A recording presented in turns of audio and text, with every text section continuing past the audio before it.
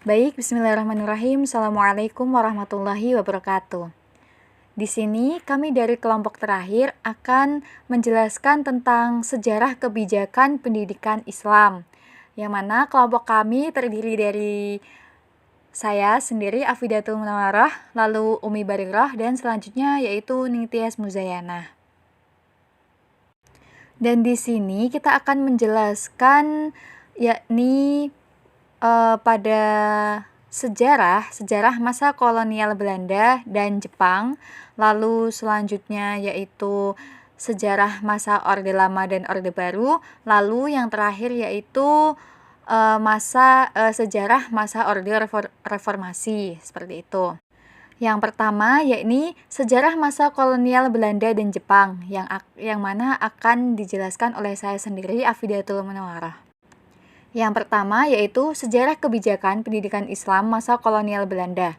Nah, pada masa kolonial Belanda ini, Belanda datang ke Indonesia tidak hanya untuk menjajah, tetapi juga untuk menyebarkan agama Kristen. Dan oleh sebab itu, penentang utama penjajahan Belanda adalah mayoritas kaum pribumi yang beragama Islam. Dan selain kehadiran Belanda tidak hanya mengeksploitasi kekayaan alam Indonesia, tetapi juga menekan politik dan kehidupan keagamaan rakyat. Segala aktivitas umat Islam yang berhubungan dengan kehidupan keagamaan ditekan. Belanda terus menerapkan langkah-langkah yang membatasi gerak pengalaman agama Islam, termasuk pendidikan Islam. Dan politik pemerintah Belanda terhadap rakyat Indonesia yang mayoritas Islam didasari oleh rasa ketakutan, panggilan agamanya, dan rasa kolonialismenya. Lalu selanjutnya yakni sejarah kebijakan pendidikan Islam masa kolonial Jepang. Nah, Jepang menjajah Indonesia setelah mengusir pemerintah Hindia Belanda. Belanda dalam Perang Dunia Kedua, mereka menguasai Indonesia pada tahun 1942 dengan membawa semboyan Asia Timur Raya untuk Asia dan semboyan Asia Baru. Nah, pada babak pertamanya, pemerintah Jepang menampakkan diri seakan-akan membela kepentingan Islam, yang merupakan suatu siasat untuk kepentingan dunia kedua dan untuk mendekati umat Islam Indonesia. Mereka menempuh kebijaksanaan antara lain yakni kantor urusan agama yang pada zaman Belanda disebut Kantor voor Islamistische Zaken yang dipimpin oleh orang-orang Orientalisme Belanda, diubah oleh Jepang menjadi Kantor Sumubi yang dipimpin oleh ulama Islam yaitu Kiai Haji Hasyim Asy'ari, dan di daerah-daerah dibentuk semuka. Pondok pesantren yang besar-besar sering mendapat kunjungan dan bantuan dari pembesar-pembesar Jepang. Adanya latihan kemiliteran bagi pemuda Islam serta diizinkannya meneruskan organisasi persatuan yang disebut MIAI. Lalu pada Perang Dunia Kedua menghebat dan tekanan pihak sekutu kepada Jepang makin berat, Jepang membentuk badan-badan pertahanan rakyat seperti Haiho, Peta, Keibodan, dan lainnya, sehingga penderitaan rakyat lahir batin makin tak tertahankan lagi. Nah, dan dunia pendidikan secara umum terbengkalai karena murid-murid sekolah tiap harinya hanya disuruh gerak badan, baris berbaris, bekerja bakti, bernyanyi, dan lain sebagainya. Nah, jadi pada masa kolonial Jepang ini, rakyat Indonesia itu tidak boleh sekolah dan pada akhirnya dunia pendidikan pun terbengkalai seperti itu.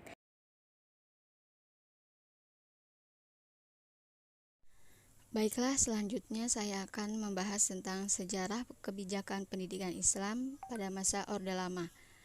Perkembangan pendidikan Islam di Indonesia pada zaman Orde Lama tidak lepas dari peran organisasi Islam yang bergerak dalam bidang pendidikan, lembaga pendidikan Islam, dan para tokoh pendidikan Islam.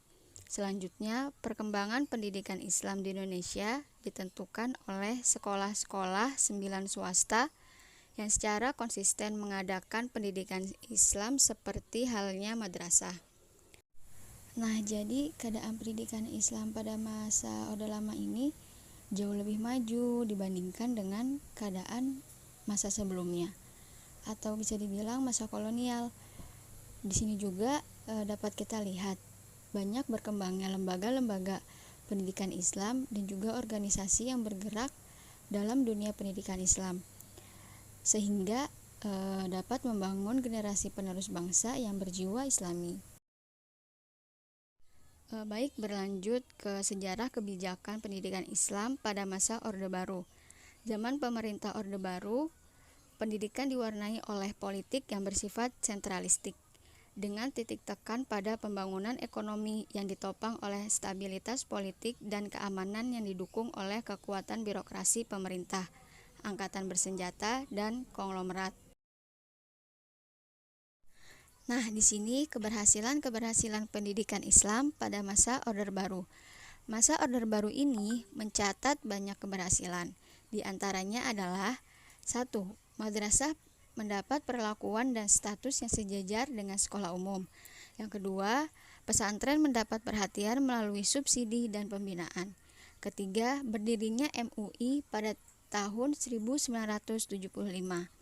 Keempat, pemerintah memberi izin kepada pelajar muslimah untuk memakai rok panjang dan busana jilbab di sekolah-sekolah negeri sebagai ganti seragam sekolah yang biasanya rok pendek dan kepala terbuka.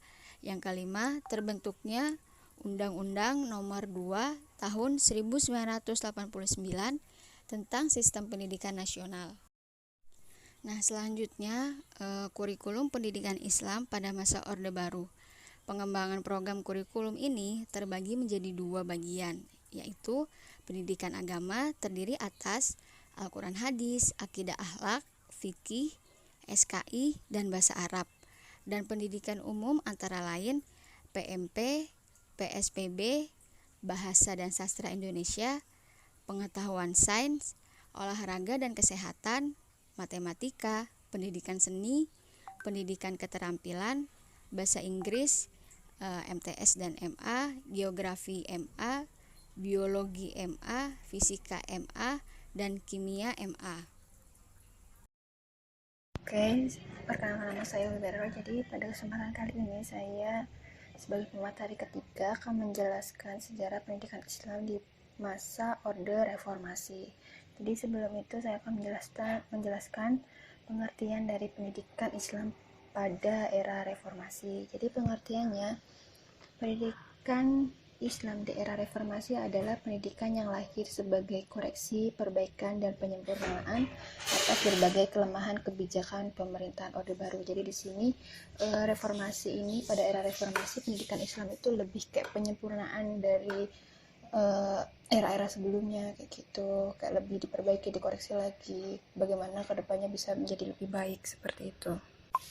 Pada masa pendidikan Islam di era reformasi ini, kebijakannya itu diarahkan ke sifat yang lebih kayak demokratis, terus kemudian adil, apapun transparan, akuntabel, kredibel, dan bertanggung jawab dalam rangka mewujudkan masyarakat yang adil, makmur, tertib, aman, dan sejahtera. Jadi di sini pada masa reformasi ini lebih apapun yang diajukan jadi kebijakan itu lebih transparan, lebih adil, kayak gitu. Di dalam pendidikan Islam di era reformasi ini itu mulai mengembangkan diri, mulai menemukan sistem pendidikan yang komprehensif, artinya menyeluruh gitu kan. Jadi Islam pada saat itu bukan hanya sebagai agama, melainkan sebagai tuntutan hidup sehari-hari. Karena pada masa itu Islam adalah ajaran yang bersifat universal. Nah, pendidikan di era reformasi pada saat itu melahirkan sejumlah kebijakan strategis yang pengaruhnya itu langsung dapat dirasakan oleh masyarakat secara luas dan menyeluruh, bukan hanya bagi sekolah umum yang bernaung di bawah Kementerian Pendidikan Nasional, melainkan juga saat itu berlaku bagi madrasah dan perguruan tinggi yang bernaung di bawah Kementerian Agama. Selanjutnya, sejarah dari munculnya kebijakan-kebijakan pada masa reformasi itu ya. Jadi pendidikan Islam di masa Orde Baru dulu itu kebijakannya itu tidak seperti pada saat reformasi. Jadi ketika itu pendidikan Islam sangatlah terkesan tertutup. Pendidikan Islam hanya bisa dirasakan oleh sebagian kecil orang aja. Kayak contoh untuk kepentingan pribadi para petinggi-petinggi gitu kan. kayak orang-orang yang di bawah dan mengikuti kekuasaan Soeharto. Kemudian pendidikan Islam saat itu dijadikan sebagai seperti pesantren, dan dikhawatirkan pada saat itu pendidikan Islam itu akan meruntuhkan atau mengambil alih kekuasaan mereka. Jadi itu sangat kayak dikhawatirkan sekali gitu loh kalau pendidikan Islam itu ditetapkan seperti itu pada masa Orde Baru ya. Beda lagi pada masa reformasi. Kalau pada reformasi ini lebih kayak dikembangkan lagi, disempurnakan lagi seperti itu.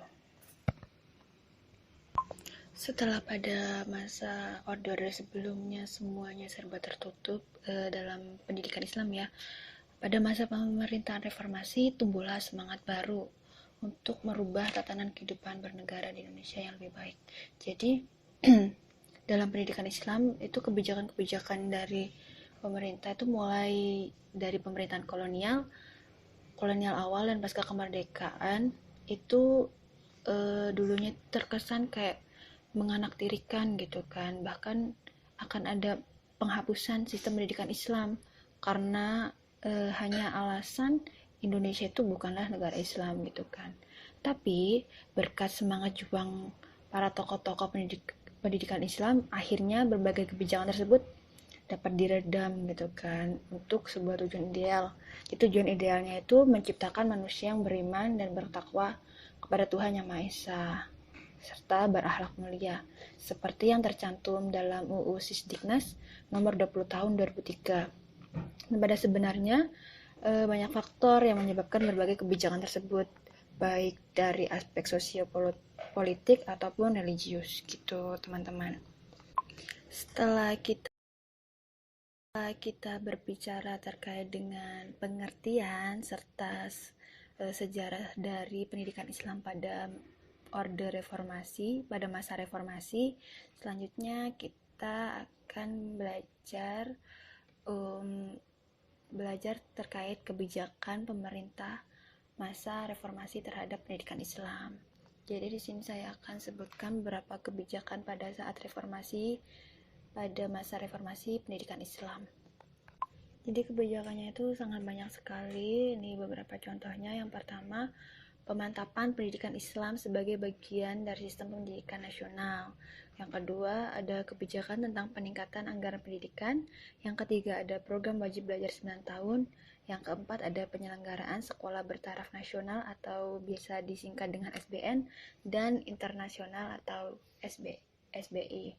Dan yang kelima, ada kebijakan sertifikasi bagi semua guru dan dosen baik negeri maupun swasta, guru umum maupun guru agama, baik guru yang berada di bawah naungan Kementerian Pendidikan Nasional maupun di bawah Kementerian Pendidikan Agama. Terus kemudian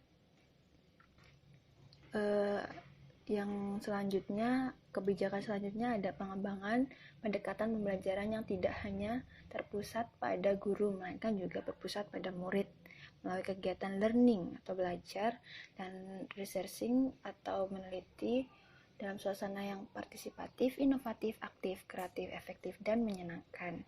Dan yang selanjutnya itu ada kebijakan terkait dengan penerapan manajemen yang berorientasi pada pemberian pelayanan baik yang memuaskan to give good service and satisfaction for all customers. Gitu. Jadi pada masa reformasi ini sangat kebijakan-kebijakannya itu lebih disempurnakan. Mungkin cukup sekian dari kami. Wassalamualaikum warahmatullahi wabarakatuh.